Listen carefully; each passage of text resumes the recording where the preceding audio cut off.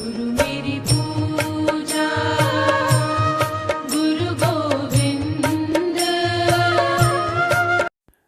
जय गुरु जी महाराज जी के सत्संग में सभी संगत का स्वागत है। पिछले वर्ष की तरह इस वर्ष 2025 में सनातनी पंजाबी महासभा द्वारा गुरु जी की कृपा से सत्संग संपन्न हुआ। गुरु जी महाराज जी के चरणों में आइए सभी संगत मिलकर नतमस्तक होकर कोटि कोटि प्रणाम करते हैं और गुरु जी महाराज का अनंतम अनंतम शुक्राना करते हैं और गुरु जी महाराज जी से अरदास करते हैं, हे गुरु जी सबका कल्याण हो, ऐसी कृपा दृष्टि आप सभी संगत पर अपनी बनाए रखें। जय गुरु जी। संगत जी, गुरु जी महाराज जी जन्म से ही दिव्य ज्योत थे। गुरु जी महाराज जी का जन्म 7 जुलाई 1954 को पंजाब की मरेलकोटला डुगरी गांव में हुआ था। संगत जी, पंजाब सदा से सिख गुरुओं का पुण्य स्थल रहा है। जैसे यीशु मसीह के जन्म पर 3 ज्ञानी पुरुष पहुंच गए थे, ठीक उसी प्रकार गुरु जी के जन्म पर संगत जी सर्प दिखे थे। एक प्रमुख किंतु अद्भुत संयोग जो गुरु जी के वास्तविकता से अवगत कराता है कि गुरु जी शिव थे, शिव हैं और रहेंगे, और जिनका चित्रण उनके नीले कंठ और हाथ में लिपटे हुए सांपों से दृष्टिगोचर भी होता है। संगत जी, यह भी सत्य है कि कुछ अनुयायियों ने उनका यह रूप भी देखा है। जय गुरु जी। संगत जी, डुगरी कृषि ग्राम प्रधान था और गुरु जी का बचपन भी उसी वातावरण में व्यतीत हुआ। गुरु जी के पिताजी बताते हैं कि उनका छोटा पुत्र अक्सर खेती में सहायता करता था। जब भी ऐसा होता था, उनके खेत की पैदावार आसपास के खेतों से कई गुना अधिक होती थी। गुरु जी अक्सर निकट ही संत सेवादास जी के डेरे पर मिलते थे, अर्थात गुरु जी घर से गायब हो जाते थे, खोजने पे नहीं मिलते थे और अंत में जब खोजा जाता था तब संत सेवादास जी के डेरे पे मिलते थे। संगत जी, उनके परिवार के सदस्यों की इच्छा के विपरीत जो चाहते थे कि गुरु जी अपनी पढ़ाई की और ध्यान दें, उनके पूरे परिवार वाले चाहते थे कि गुरु जी पढ़ाई पर ध्यान दें। संगत जी, उनकी इस आध्यात्मिक प्रवृत्ति को रोकने के लिए गुरु जी को कभी कभी कमरे में बंद भी कर दिया जाता था। जो गुरु जी की माँ थी उनको कमरे में बंद कर लेती थी कि गुरु जी कहीं जाने न पाए, सिर्फ और सिर्फ अपनी पढ़ाई पर ध्यान दें। परंतु इसके विपरीत होता था। संगत जी, गुरु जी डेरे पर संतों के साथ बैठे हुए मिलते थे। संगत जी, जहां पर बहुत बड़ी संख्या में अनुयायी आते थे। संगत जी, भविष्य दृष्टा संत लोगों को सजग करते थे कि गुरु जी को अकेला छोड़ दें, क्योंकि वह तीनों लोकों के स्वामी हैं। जो संत थे उस समय के, वे लोग भी गुरु जी को पहचान गए थे और वे लोग स्वयं ही कहते थे गुरु जी के परिवार वालों से कि गुरु जी को अकेला छोड़ दें, क्योंकि गुरु जी तीनों लोकों के स्वामी हैं, महाशिव हैं। संगत जी, इन शब्दों की महत्ता कि गुरु जी त्रिलोकनाथ हैं। संगत जी, उस समय भी या दशकों उपरांत जब गुरु जी के भक्तों की संख्या बहुत बढ़ गई, समझ में नहीं आई, किंतु देवत्व कभी छिपा नहीं रह सकता, क्योंकि कष्ट निवारण तो उसकी प्रवृत्ति है। उनके बचपन के एक दृष्टांत के अनुसार उनके एक सहपाठी का पेन परीक्षा से पूर्व टूट गया था। अर्थात जब गुरुजी का एग्जाम चल रहा था, परीक्षा चल रहा था, उस परीक्षा के दौरान गुरुजी के साथ जो सहपाठी था उसका पेन टूट गया और संगत जी, गुरुजी महाराज जी ने उसको अपना पेन दे दिया, जिससे उसने अपनी परीक्षा पूर्ण करी।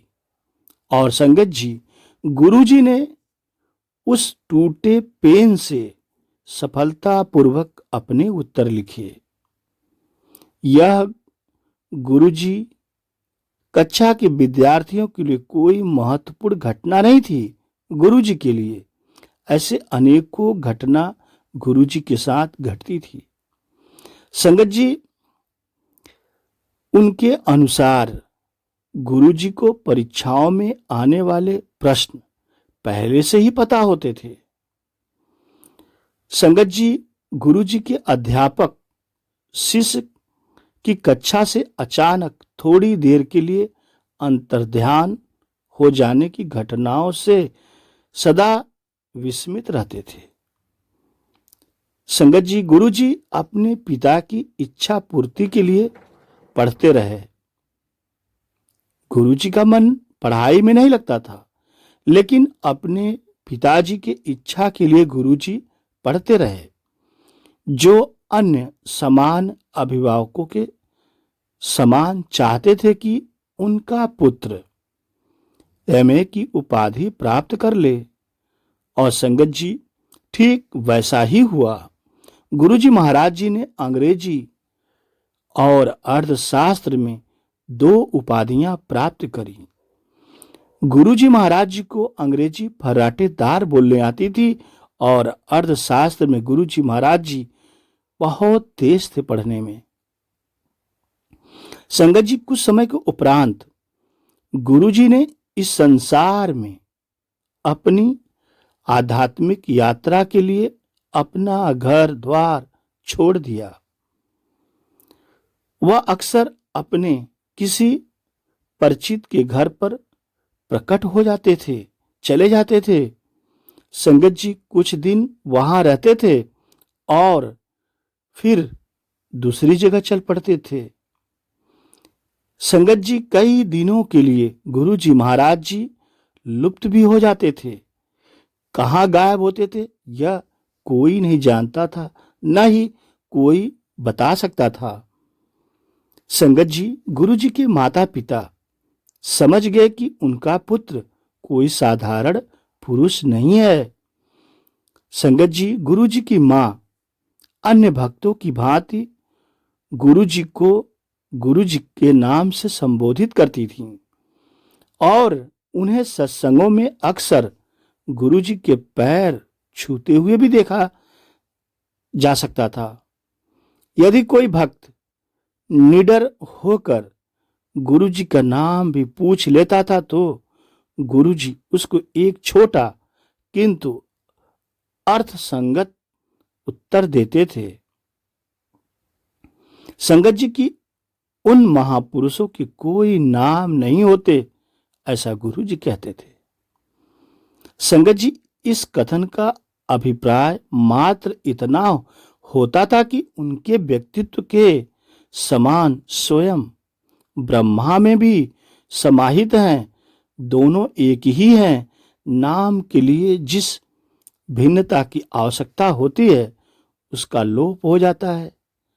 एक निजी मानव शरीर होते हुए भी वह व्यक्तिहीन और अंतर्यामी थे। संगत जी, उसके बाद उस शरीर का उद्देश्य मानवता को उसके दुखों और कष्टों से छुटकारा दिलाना हो गया। संगत जी, गुरुजी महाराज जी के पास लोग बड़ी संख्या में आने लगे। बड़ी संख्या में गुरुजी के पास अपनी समस्याओं से मुक्त होने के लिए संगत पहुंचने लगी। संगत जी, अधिकांशतः गुरुजी के पास जो संगत आती थी आर्थिक तंगी थी। लोग अपने गृहस्थी से परेशान थे, संगत व्यवसाय से परेशान थी, गुरु जी के पास आती थी। बहुत संगत व्यापार से परेशान थी, गुरु जी के पास आती थी अपना व्यापार सही कराने के लिए। संगत जी कर्म जनित रोगों से संबंधित जो लोग होते थे, गुरु जी के पास आते थे कि उन्हें रोग से छुटकारा मिल जाएगा। संगत जी शीघ्र ही गुरु जी महाराज की प्रतिभा, उनका ब्लेसिंग, उनका आशीर्वाद शीघ्र ही पूरे पंजाब में फैल गई कि कोई गुरु जी महाराज जी हैं, ब्लेस करते हैं, कैसी भी बीमारी हो, कैंसर, कोई बड़ा संकट, सब गुरु जी पल भर में दूर कर देते हैं। ऐसी सूचना पूरे पंजाब में आग की तरह फैल गई और संगत जी, लोगों ने गुरु जी को ढूंढ निकाला कि गुरु जी कहाँ चले जाते हैं। संगत जी, गुरु जी सदा कहते रहे कि असल चीज तो कोई मांगता ही नहीं है, असल चीज तो कोई मांगता ही नहीं है, गुरु जी कहते थे। क्योंकि गुरु जी के पास जो कोई जाता था सिर्फ स्वार्थ के लिए ही जाता था। कोई अपनी आर्थिक स्थिति सही कराने जाता था, कोई गृहस्थी सही कराने जाता था, कोई व्यवसाय सही कराने जाता था, कोई व्यापार सही कराने जाता था, कोई रोग अपना सही कराने जाता था। लेकिन गुरु जी कहते थे असल चीज तो कोई मांगता ही नहीं। संगत जी, वह तो दिव्यता के मूर्त रूप थे गुरु जी, और उनकी इच्छा थी कि लोग उनके पास सिर्फ और सिर्फ प्रेम के लिए आएं, केवल प्रेम के लिए आएं। संगत जी, नम्रता पूर्वक समर्पित प्रेम से वह अकल्पनीय, असंभव वस्तुएं तक देने में सक्षम थे। अर्थात संगत जी, गुरु जी तो दाता हैं, उनकी न कोई आशा थी न है, उन्होंने किसी से कभी कुछ ग्रहण नहीं किया। गुरु जी महाराज जी दाता थे, हमेशा देते रहे। और गुरु जी कहते थे, गुरु जी के पास तो संगत जी अथाह शक्तियां हैं, वे देने पे आए तो संगत को बहुत कुछ दे सकते हैं, लेकिन गुरु जी जब देते हैं तो उसका समय और जगह खुद निश्चित करते हैं। संगत जी, गुरु जी महाराज जी विभिन्न स्थानों पर रहे, जैसे जालंधर में गुरु जी बहुत रहे, जालंधर में गुरु जी का सत्संग बहुत होता रहा। उसके बाद गुरु जी महाराज जी चंडीगढ़ में भी बहुत रहे हैं, चंडीगढ़ में भी गुरु जी का सत्संग बहुत हुआ, आज भी हो रहा है। उसके बाद संगत जी, गुरु जी महाराज जी पंचकुला में भी बहुत ब्लेस किए संगत को, और पंचकुला में आज भी गुरु जी महाराज जी का बहुत बढ़ियाई होता है, बहुत सत्संग होता है। और संगत जी, सबसे ज्यादा गुरु जी महाराज जी नई दिल्ली में अपना समय, अपना जीवन बिताए। दिल्ली वालों को गुरु जी ने बहुत ब्लेस किया। संगत जी, और सत्संगों की नदियां बहने लगी, इतने सत्संग होने लगे, इतनी संगत आने लगी, जगह नहीं मिलने लगा। संगत जी, पवित्र गंगा की भांति इन बंजर भौतिकवाद से तृप्त प्रदेशों में बहने लगी। यही स्थान थे जहां पर लोग न केवल पूरे भारत से बल्कि समस्त विश्व से गुरु जी महाराज जी के आशीर्वाद लेने के लिए आने लगे, पहुंचने लगे गुरु जी के पास। भारत सहित विश्व के लोग आने लगे। गुरु जी महाराज जी का डंका पूरे विश्व में बजने लगा कि गुरु जी महाराज जी दिल्ली छतरपुर में लोगों को ब्लेस करते हैं, लोगों को ठीक करते हैं।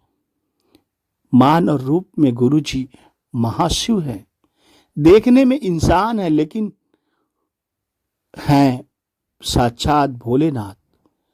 मानव के कल्याण के लिए गुरु जी महाराज जी का जन्म हुआ है। संगत जी, जब लोग देश से विदेश से उनका आशीर्वाद लेने आने लगे। तो गुरुजी ने कहा, एक दिन ऐसा समय आएगा जगह कम पड़ जाएगी। संगत जी, गुरुजी के सत्संगों में वितरित होने वाले चाय प्रसाद और लंगर प्रसाद गुरुजी के परम आशीर्वाद से संपन्न थे, उनके आशीर्वाद से परिपूर्ण थे। उनके द्वार सबके लिए खुले थे। गुरुजी महाराज जी का द्वार किसी के लिए नहीं बंद था, चाहे वह उच्च हो या निम्न हो, या कोई गरीब हो या कोई अमीर हो, या कोई पड़ोसी हो या कोई विदेशी हो, वह कोई भी हो, कैसा भी हो, गुरुजी महाराज जी के लिए सभी के लिए द्वार खुला था। संगत जी, गुरुजी महाराज जी कभी कोई भेदभाव किसी के साथ नहीं किए। स्वयं दिव्यता से गुरुजी परिपूर्ण थे। उनके लिए सभी संगत एक समान थे, चाहे वह कोई भी हो, मंत्री, नेता, आम आदमी, कोई भी हो, गुरुजी महाराज जी के लिए सब एक समान थे। और संगत जी, गुरुजी महाराज जी अपने भक्तों को भी ऐसा ही पालन करने को कहते थे कि तुम सभी लोग एक हो, एक जैसी भावना रखो, न कोई छोटा न कोई बड़ा। संगत जी, गुरुजी महाराज जी अपने भक्तों को शंकाओं से परे रखते थे। शंका मत करो, वहमों में मत रहो। संगत जी, भक्तों को शंकाओं से उत्पन्न व्यर्थ के अंधविश्वास एवं निराधार परंपराओं को त्यागने को गुरुजी ने कहा। गुरुजी का कथन था कि सब ईश्वर से प्रेम करें। गुरुजी हमेशा ये बात कहते थे कि सभी संगत ईश्वर से प्रेम करें। और गुरुजी कहते थे सब धर्म एक समान है और उन सब का मूल एक ही है। और गुरुजी कहते हैं परमेश्वर भी एक है और मानवता का एकमात्र स्वरूप विश्व बंधुत्व का है। अतः इस तर्क पर जाति और मत के आधार पर कोई अंतर संभव नहीं है। ज्योतिष और अज्ञानता पर आधारित उपाय उनको अस्वीकार थे। गुरुजी ज्योतिष से हमेशा अपनी संगत को दूर रहने के लिए कहते थे। संगत जी, वह अपने भक्तों को अपने कर्मों को समाप्त करने में सहायता करते थे, यह जानते हुए कि उनके शरीर को हानि भी होती है। वह अधिक बुरे कर्म अपने ऊपर अंतरित कर लेते थे। उनके और उनके अनुयायियों के लिए संगत उनके भक्तों की सभा सर्वोच्च थी। ऐसी कोई बड़ी बड़ी असाध्य बीमारियां लोग लेके जाते थे गुरु जी के पास ठीक कराने के लिए। गुरु जी महाराज जी अपने द्वार से कभी किसी को खाली हाथ नहीं जाने देते थे। वह बीमारी गुरु जी अपने ऊपर ले लेते थे और अपनी संगत का कल्याण कर देते थे। बहुत सी संगत ऐसी होती थी, गुरु जी से कहती थी, गुरु जी आप एक बार बोल दीजिए, जा तेरा कल्याण कितना। और संगत जी, गुरु जी परम दयालु पूजनीय थे। गुरु जी महाराज जी अपनी संगत को ब्लेस कर देते थे, आशीर्वाद दे देते थे। गुरु जी कहते थे, जा ऐश कर, तेरा कल्याण कितना। कितने प्यारे गुरु जी। संगत जी, बदले में उनके अपने अनुयायियों से मात्र इतनी अभिलाषा थी कि वह अच्छा आचरण करे। गुरु जी यह बात हमेशा बोलते थे, अपने कर्म अच्छे रखो, अच्छा आचरण करो, किसी की भी निंदा न करना, कभी नहीं करना, किसी की चुगली कभी नहीं करना, न करें न करने दें। संगत जी, सब की सहायता करें, गुरु जी हमेशा कहते थे। और किसी की भी हानि न करें, गुरुजी कहते थे। संगत जी, यद्यप गुरुजी पूर्व कर्मों की आंधी में से अपने भक्तों को निकालकर उनके जीव और आत्मा का दर्शन कराते थे, वह उनको सदा सुकर्म और सदाचार करते हुए अध्यात्म मार्ग पर चलने की प्रेरणा भी देते थे। उनमें संपूर्ण समर्पण और अप्रतिबंधित आस्था थी, अति आवश्यक थी। गुरुजी कहते थे, कल्याण कितना जा ऐश कर ले। संगत जी, भक्त को सदा उनका आशीर्वाद प्राप्त होता था। संगत जी, एक बार उन्होंने समझाया कि उनका आशीर्वाद केवल इस जन्म के लिए नहीं है, बल्कि आत्मबोध अर्थात मोक्ष प्राप्ति के लिए है। संगत जी, गुरु जी महाराज जी ने कभी कोई प्रवचन नहीं किया, न कोई उपदेश दिया। वह सदा व्यवहारिक आध्यात्मिकता के कर्ता थे, अर्थात गुरु जी महाराज जी प्रैक्टिकल गुरु थे। वे सब कुछ करके दिखाते थे, अपनी संगत का कल्याण करके दिखाते थे, जैसा वह अक्सर कहा भी करते थे। उनके संदेश उन शब्दों के माध्यम से प्रसारित होते थे जो उनकी सभा में बैठे हुए भक्तों के हृदय को भाव विभोर कर देते थे। अतः अनुयायी गुरु जी के भक्त गुरु शिष्य में स्थापित पवित्र संबंध बनने पर उनके संदेश सार्वजनिक या निजी रूप में ग्रहण कर लेते थे। यह पावन रिश्ता आपसी संबंध का मूल आधार था। वह भक्त का जीवन उस स्तर तक उठा देते थे जहां पर सुख ही सुख मिलता था, आपूर्ति और शांति सुगम होती है। शब्द मार्गदर्शक बन जाते थे जो न केवल अनुयायी को उसका वास्तविक लक्ष्य बता देते थे, वह उसको उसकी वर्तमान स्थिति से भी अवगत करा देते थे। ऐसे परम दयालु गुरु जी हैं। और संगत जी, गुरु जी महाराज जी की जितनी बढ़ियाई करें, जितना बताएं, बहुत कम है, क्योंकि गुरु जी का कोई अंत न पाया।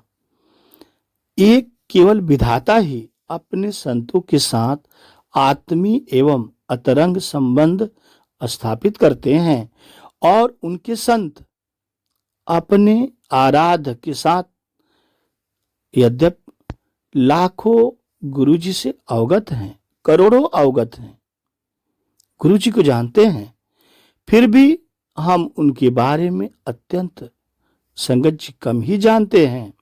वास्तव में व्यक्ति स्वरूप गुरुजी के बारे में तो हमारा ज्ञान शून्य से अधिक कुछ भी नहीं है। इसीलिए गुरुजी कहते थे, मेरे दरबार में जब आया करो तो दिमाग बाहर रख के आया करो। संगत जी, ऐसा प्रतीत होता है कि यह उनकी अभिलाषा के अनुसार है। अब आध्यात्मिक कथाएं मात्र जिज्ञासुओं के लिए नहीं है, क्योंकि आध्यात्मिकता केवल जिज्ञासा का प्रसंग नहीं है। वास्तव में यह एक अत्यंत गूढ़ विषय है जिसको समझने के लिए बहुत उद्यम और सतत परिश्रम की आवश्यकता है। गुरुजी के जीवन की जानकारी इतनी सीमित है कि उसे मात्र रूपरेखा ही कह सकते हैं। जो रूपरेखा हमारे सम्मुख है उसे पूर्ण विश्वसनीयता के साथ स्थापित नहीं किया जा सकता है, क्योंकि समय के साथ याददाश्त पर विश्वास करना कठिन हो जाता है। और संगत जी, उसी प्रकार प्रसंग कहानियां बन जाते हैं और कहानियां और लंबी लोक कथाएं हो जाती हैं। इस आधार पर जो हमें ज्ञात है वही वर्णित है। जय गुरु जी, शुक्राना गुरु जी, ब्लेसिंग ऑलवेज गुरु जी। संगत जी, गुरु जी महाराज जी हमेशा कहते थे ऐश करो। इसमें भी बहुत राज थे। गुरुजी कहते थे सत्संग में आया करो तो चाय प्रसाद, लंगर प्रसाद का पूरा सेवन करो, पूरा ग्रहण करो, क्योंकि संगत जी गुरु जी की उसमें अद्भुत ब्लेसिंग होती है। गुरु जी के कल्याण करने के संगत जी बहुत तरीके हैं। वे किस संगत को कैसे ब्लेस कर दें यह गुरु जी जानते हैं। गुरु जी कभी कभी मीठा खिला के अपनी संगत को ठीक कर देते थे। गुरु जी कभी समोसा खिला के अपनी संगत को ठीक कर देते थे, जबकि उस संगत के वह चीज विपरीत होता था, उसके बावजूद भी गुरु जी वही चीज खिलाकर उस संगत को ब्लेस कर देते हैं। ऐसे परम दयालु गुरु जी हैं। गुरु जी अंतर्यामी हैं। गुरु जी महाराज जी के बड़े मंदिर छतरपुर डुगरी मंदिर, एम्पायर स्टेट मंदिर, जो संगत जाती थी, जिस भाव से जाती थी, किस मनोकामना से जाती थी, गुरु जी को यह सब भली भांत पूर्वक पता होता है और गुरु जी उसी के अनुसार उस संगत का कल्याण भी करते हैं। जय गुरु जी। संगत जी गुरु जी महाराज जी की एक सच्ची घटना के बारे में बताते हैं। संगत जी, हम अगस्त 1998 में गुरु जी की शरण में आए। मैं 1975 से 1984 तक जालंधर में पोस्टेड था और गुरु जी के मंदिर के पास ही रहता था, लेकिन 1998 में ही उन्होंने मुझे अपनी कृपा का पात्र बनाया। उस साल मैं अपने इकलौते बेटे की शादी की योजना बना रहा था, जो दुबई में था। गुरुजी ने मुझसे बेटे और लड़की की तस्वीर लाने को कहा और उन्होंने इन्हें आंख बंद करके आभास किया और फिर आंखें खोलकर आशीर्वाद दिया। इसके बाद मार्च 1999 में मेरे बेटे की शादी हुई। ऐसा लगा जैसे गुरुजी ने सभी कार्यों के ऊपर एक सुरक्षात्मक आवरण डाल दिया है। संगत जी, मैंने नोएडा में अपना घर बनाया और पैसों की कमी थी, लेकिन गुरुजी की कृपा से शादी के कार्यक्रम अच्छे से हुए। रिसेप्शन दिल्ली के ताज होटल में हुआ। वहां के आधिकारिक फोटोग्राफर ने कहा कि उसने दिल्ली में 500 से अधिक शादियों को कवर किया है और पंजाबी शादियों में शराब की वजह से अक्सर झगड़े होते हैं, लेकिन मेरे बेटे की शादी में सब कुछ शांति से हुआ। संगत जी, बसंत कॉन्टिनेंटल होटल में एक कार्यक्रम के बाद कुछ रिश्तेदार नोएडा जा रहे थे।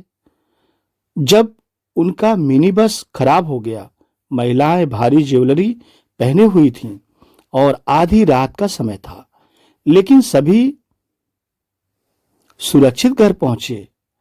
संगत जी, यह केवल गुरु जी की दिव्य शक्ति ही थी। उनकी सुरक्षा कर रही थी, उनकी सुरक्षा कर सकती थी, क्योंकि गुरु जी अंग संग हैं। बिना गुरु जी के कृपा से यह संभव नहीं था।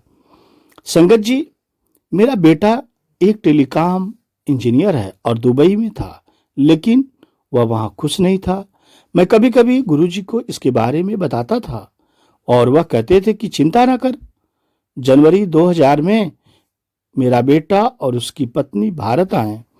संगत जी, मैं 10 जनवरी को गुरु जी के घर एक सत्संग में गया और अपनी पत्नी, बेटे और बहू के लिए भरे हुए 4 वीजा फॉर्म ले गया। मैंने गुरुजी को बताया कि बच्चे उसी दिन आधी रात को दुबई से आ रहे हैं और हम सुबह यूएस एम्बेसी में वीजा इंटरव्यू के लिए जाएंगे। संगत जी, गुरुजी ने सिर्फ इतना कहा, तेरा कल्याण कर देता, आपको आशीर्वाद दिया गया है। यह एक लंबी प्रक्रिया थी। एम्बेसी के बाहर सभी औपचारिकताएं पूरी करने के बाद अंदर एक क्यू में खड़ा होना पड़ता था। फिर एक सीनियर काउंसलर ने प्रारंभिक जांच की और हर आवेदक को एक इंटरक्यूर को सौंप दिया। क्यों मैं सबसे आगे था। फिर मेरी पत्नी, बेटा और बहू थे। जब मैं काउंसलर के पास पहुंचा और उसे सभी 4 पासपोर्ट दिए तो उसने मुझसे पूछा कि क्या मैं मिस्टर जेएस अलग हूं। मैंने बताया कि मैं ब्रिगेडियर अलग हूं। उसने पूछा कि क्या मेरी गर्लफ्रेंड है जो मेरे पीछे खड़ी है। मैंने कहा कि वह मेरी पत्नी है। ऐसा लगा जैसे गुरुजी ही वहां बैठे थे, क्योंकि काउंसलर उसी तरह बात कर रहा था जैसे गुरुजी करते हैं। क्या मैं 10 साल का वीजा चाहता हूं, काउंसलर ने पूछा। मैंने पूछा कि क्या वह चारों को यह देगा, और उसने हाँ कहा। उसने मुझसे विंडो नंबर 1 पर जाने को कहा, जो 10 साल के वीजा के लिए मंजूर लोगों के लिए था। संगत जी, उस समय मेरे बेटे जैसे युवा इंजीनियर को वीजा मिलना असंभव था, लेकिन हमें सभी को 10 साल का वीजा मिला। रात में जब हम गुरुजी के पास गए तो उन्होंने कहा, हो गया काम। क्या काम हो गया? हमने उनके पैर छुए। यह आश्चर्य था। संगत जी, गुरुजी महाराज जी सब कुछ बता देते थे, सब कुछ बोल देते थे। ऐसे गुरुजी कृपालु गुरुजी हैं। संगत जी, साथ संगत जी, परिवार का बिछुड़ना। साथ संगत जी, औरंगजेब और पहाड़ी राजाओं ने जितने भी हमले किए, सभी में उन्हें हार का मुंह देखना पड़ा। इससे तंग आकर मुगलों और पहाड़ी राजाओं ने आपस में बात करके कोई चाल चलने का फैसला किया। मुगलों और हिंदू पहाड़ी राजाओं ने गुरु साहिब को संदेश भेजा कि बादशाह औरंगजेब की कुरान पर कसम और पहाड़ी राजाओं की गाय, जिसे हिंदू पवित्र मानते हैं, पर कसम खाकर वादा करते हैं कि हमने सेना को आर्डर दिया है कि आपको आनंदपुर साहिब से सुरक्षित रास्ता दें, कोई हमला नहीं करे। गुरु साहिब भी यही चाहते थे कि लड़ाई खत्म हो, भले हमें आनंदपुर साहिब का किला छोड़ना पड़े। इसके वादे पर भरोसा किया, लेकिन उसकी कस्में झूठी थी। उन्होंने गुरु साहिब को धोखा दिया। आनंदपुर छोड़ते समय सरसा नदी पार करते हुए गुरु गोविंद सिंह जी का पूरा परिवार बिछुड़ गया। माता गुजरी और 2 छोटे पोते साहिबजादे जोरावर सिंह 7 वर्ष और फतेह सिंह 5 वर्ष उनके साथ थे। सेना द्वारा गिरफ्तार कर लिए गए। उन्हें सरहंद के नवाब वजीर खां के सामने पेश कर माताजी के साथ डंडे बुर्ज में कैद किया गया और फिर कई दिन तक नवाब और काजी उन्हें दरबार में बुलाकर धर्म परिवर्तन के लिए कई प्रकार के लालच एवं धमकियां देते रहे। दोनों साहिबजादे गरज कर जवाब देते, हम अकाल पुरख परमात्मा और अपने गुरु पिताजी के वाहे आगे ही सिर झुकाते हैं और कहीं नहीं। किसी और को सलाम नहीं करते। हमारी लड़ाई अन्याय, अधर्म एवं जुल्म के खिलाफ है। हम तुम्हारे इस जुल्म के खिलाफ प्राण दे देंगे, लेकिन झुकेंगे नहीं। अतः वजीर खान ने उन्हें जिंदा दीवारों में चिनवा दिया। संगत जी, साहिबजादों की शहीदी के पश्चात बड़े धैर्य के साथ ईश्वर का धन्यवाद करते हुए माता गुजरी ने अरदास की एवं अपने प्राण त्याग दिए। तारीख 26 दिसंबर पौष के माह में संवत 1761 को गुरुजी के प्रेमी सिखों द्वारा माता गुजरी तथा दोनों छोटे साहिबजादों का सत्कार सहित अंतिम संस्कार कर दिया गया। इस तरह अधर्म और जुल्म व अन्याय के खिलाफ चारों साहिबजादे शहादत को प्राप्त हुए।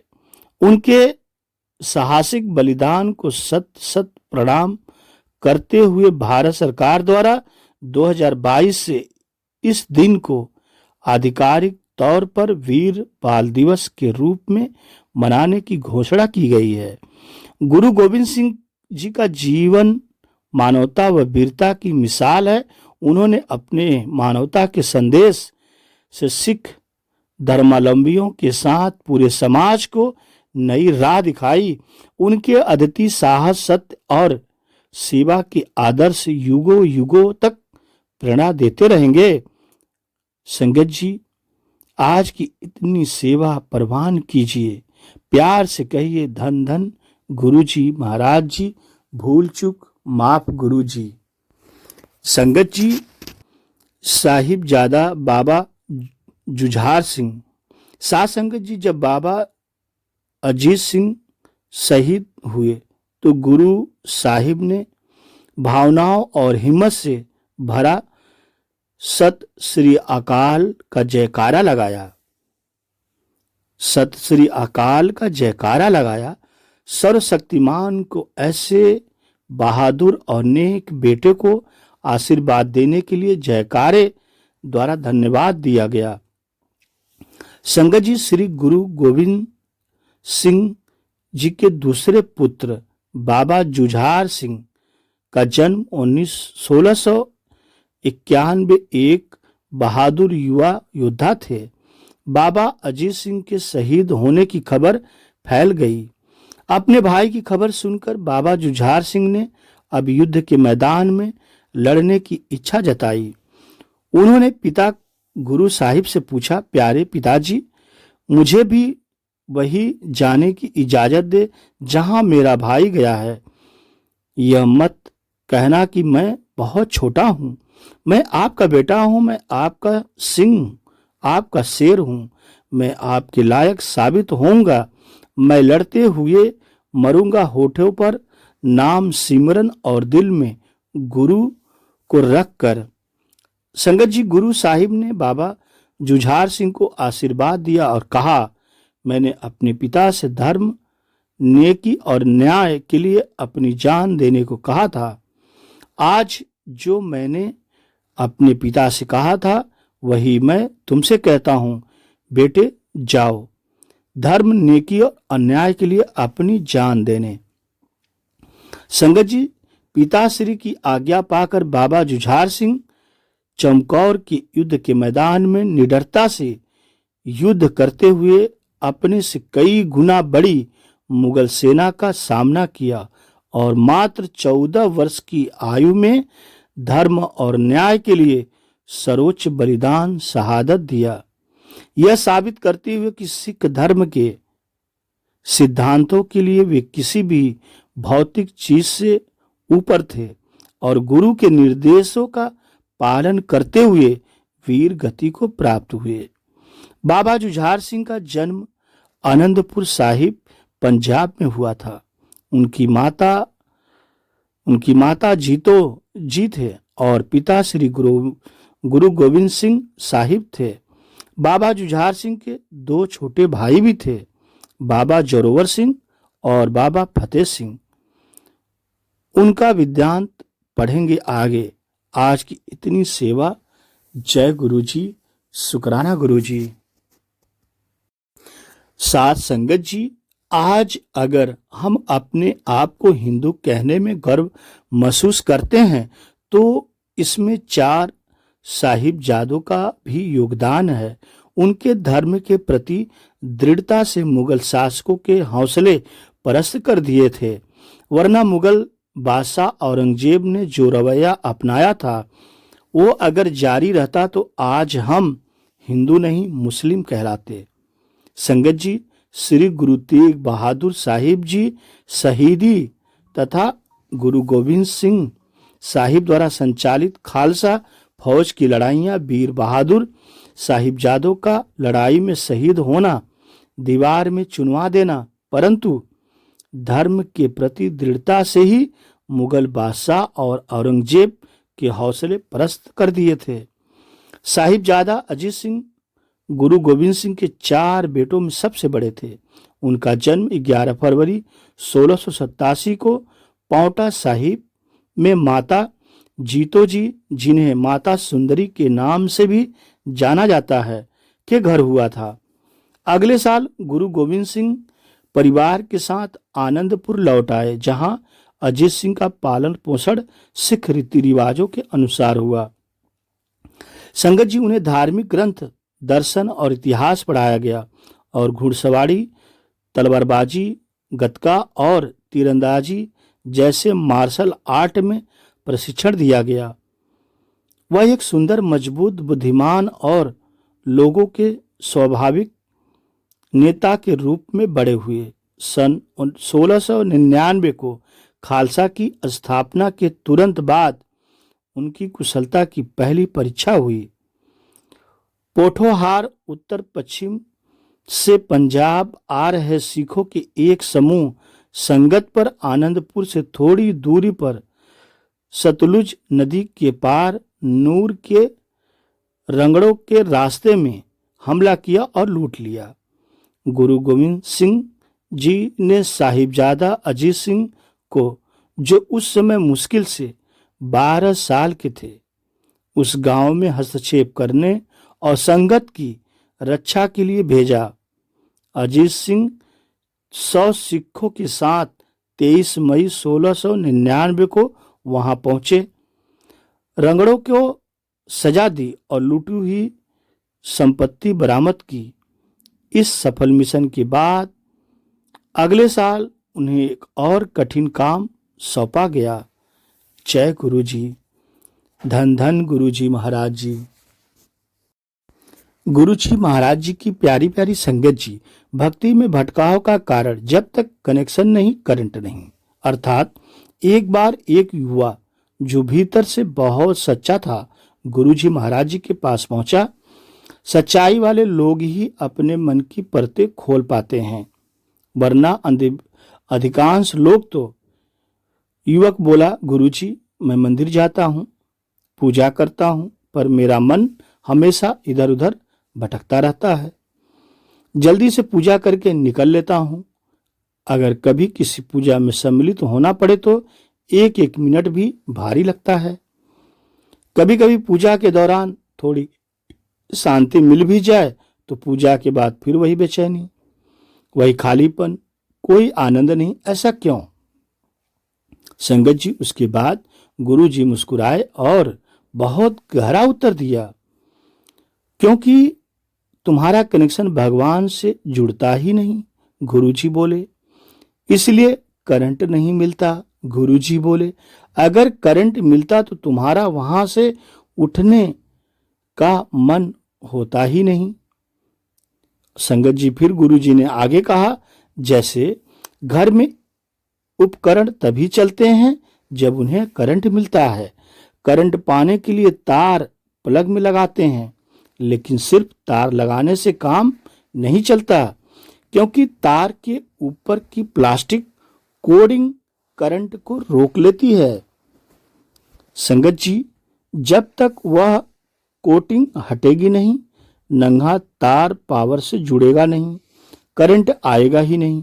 गुरु जी बोले, तुम मंदिर जाते हो, लेकिन भगवान के सामने खड़े होकर भी अंदर से खाली रह जाते हो, क्योंकि तुम नाम, रूप, पद, पैसा, इन सबके देह अहंकार में डूबे रहते हो। और आजकल तो भगवान से ज्यादा लोग फोटो खिंचवाने में व्यस्त रहते हैं, फोटो खिंचवाने में ध्यान रहता है। इसलिए शास्त्रों में कहा गया था, मंदिर के अंदर चमड़ा मत ले आओ। लोगों ने इसका बाहरी अर्थ पकड़ लिया। जूते, चप्पल, बेल्ट, पर्स बाहर रख देते हैं और असली चमड़ा, यह चमड़े की देह और उसका अहंकार अंदर लिए फिरते हैं। गुरुजी ने समझाया, मंदिर जाते समय देह भाव भूलकर आत्म भाव में स्थिर होना, यही उसका वास्तविक अर्थ था। न अपना नाम याद रहे, न पद याद रहे, न पैसा याद रहे, न रिश्तों का खींचा तान याद रहे, न दुनिया की परवाह रहे। बस यह स्मृति रहे कि मैं आत्मा हूं और मेरे सामने परमपिता परमात्मा खड़े हैं। परमपिता परमात्मा देख रहे हैं। जब तक स्वयं को देह समझोगे, देह से जुड़े लोग, हालात, चिंताएं मन को खींचते रहेंगे। लेकिन जैसे ही हम स्वयं को आत्मा मान लेते हैं, परमात्मा का स्मरण स्वाभाविक रूप से होने लगता है।